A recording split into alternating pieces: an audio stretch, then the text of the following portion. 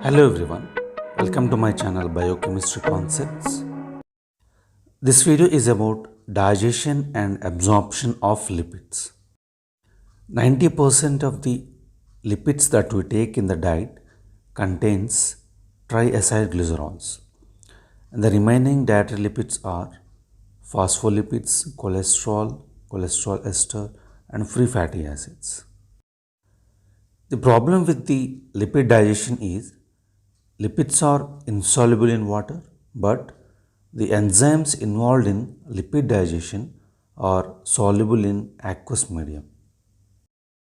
This problem is solved in the gut by emulsification of fats, particularly by bile salts and phospholipids. Digestion of lipids can be divided into three stages: digestion in mouth, stomach, and small intestine. Digestion in the mouth. Very little amount of digestion takes place in the mouth. This is catalyzed by the enzyme called as lingual lipase. This enzyme is secreted by dorsal surface of the tongue, that is by Ebner's glands. This lingual lipase is more active on the triacylglycerols, which contain shorter chain fatty acids. So these shorter chain fatty acids are present in the milk, butter and ghee.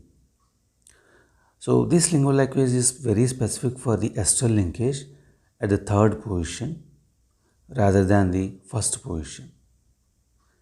Milk fat is the best substrate for this enzyme. Digestion in stomach. The lingual lipase from mouth enters the stomach along with the food. So due to its optimum pH and a wide range of pH activity, that is 2 to 7.5, lingual lipase continues to be active in the stomach. Stomach also contains gastric lipase, which can degrade the fat containing short chain fatty acids at neutral pH. So the digestion of lipids in the stomach of an adult is almost negligible, since the lipids are not emulsified and made ready for the lipase action. Further, the low pH in the stomach is unfavorable for the action of gastric lipase. The overall digestion of fats brought about by gastric lipase is negligible because no emulsification of fats takes place in the stomach, and the enzyme which is secreted is, that is gastric lipase, it is secreted in very small quantity, and pH of gastric juice is not conducive, which is highly acidic, whereas gastric lipase activity is more effective at relatively alkaline pH. In case of infants, the milk fat, which contains the short chain fatty acids, can be hydrolyzed by gastric lipase to some extent. This is because the pH of the stomach content is near to the neutral pH. The hydrophilic short and medium chain fatty acids, they are absorbed via stomach wall and enter into the portal vein. Coming to digestion of the lipids in small intestine, this is the major site of fat digestion. So when acidic chyme from the stomach enters into the duodenum, it stimulates the secretion of GI hormones, that is secretin and cholecystokinin pancreosamine, by mucosal cells of the duodenum. So now we will see what is the effect of secretin, cholecystokinin and pancreosamine. Secretin causes the pancreas to release a bicarbonate-rich solution which neutralizes the acidic chyme and changes the pH to alkaline side. So the formation of alkaline pH of the content is very important for the action of lipase and intestinal enzymes. Cholecystokinin acts on the gallbladder and causes the contraction of the gallbladder, and it leads to discharge of the bile into the duodenum. So bile contains bile salts, which are required for the emulsification. Pancreozymin stimulates the secretion of pancreatic enzymes. The above events prepare the small intestine for the digestion of fats. So, pancreatic juice contains a number of lipolytic enzymes: pancreatic lipase, which is also called as tiapsin, phospholipase A2, which is also called as lecithinase, and cholesterol esterase. These are the main enzymes. So, pancreatic lipase is the most important, which hydrolyzes the triglycerides containing the short chain fatty acids as well as long chain fatty acids.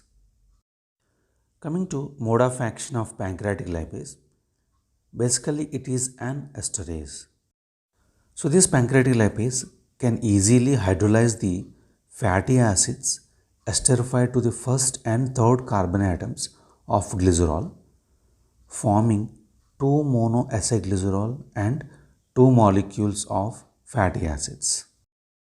When pancreatic lipase acts on triacylglycerols, it removes one fatty acids to form 2,3-diacylglycerol. Again, lipase acts to remove one more fatty acid from the third position, which leads to formation of 2 monoacylglycerol. Then an isomerase shifts the ester bond from position 2 to 1. So the bond in the first position is then hydrolyzed by the lipase to form free glycerol and fatty acids.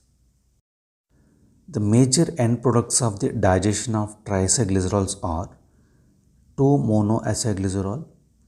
So 78% is 2 monoacylglycerol, 6% is 1 monoacylglycerol, and the remaining 14% constitutes the glycerol and fatty acids. Coming to action of cholesterol esterase, this enzyme hydrolyzes the cholesterol esters to produce cholesterol and free fatty acids. Coming to degradation of the phospholipids, the phospholipases are the enzymes responsible for the hydrolysis of phospholipids. Pancreatic juice is rich in the phospholipase A2, which cleaves the fatty acid at the second position of phospholipid to produce fatty acid and a lysophospholipid. Now, coming to absorption of lipids, the products of digestion, that is long chain fatty acids, free cholesterol, 2 monoacylglycerol and 1 monoacylglycerol, lysophospholipids. So, all these products together with the bisols, they form water soluble molecular aggregates. So, these are called as mixed micelles. So, these micelles are spherical particles with a hydrophilic exterior and hydrophobic interior core. Coming to the mechanism of lipid absorption, the mixed micelles transport lipids from the intestinal lumen to the membrane of the intestinal mucosal cells. So, this is the site of lipid absorption. The lipid components of the micelles are absorbed through the plasma membrane by diffusion. So, bile salts are not absorbed, these are left behind and are mostly reabsorbed from the ileum and returned to the liver by portal vein for resecretion into the bile.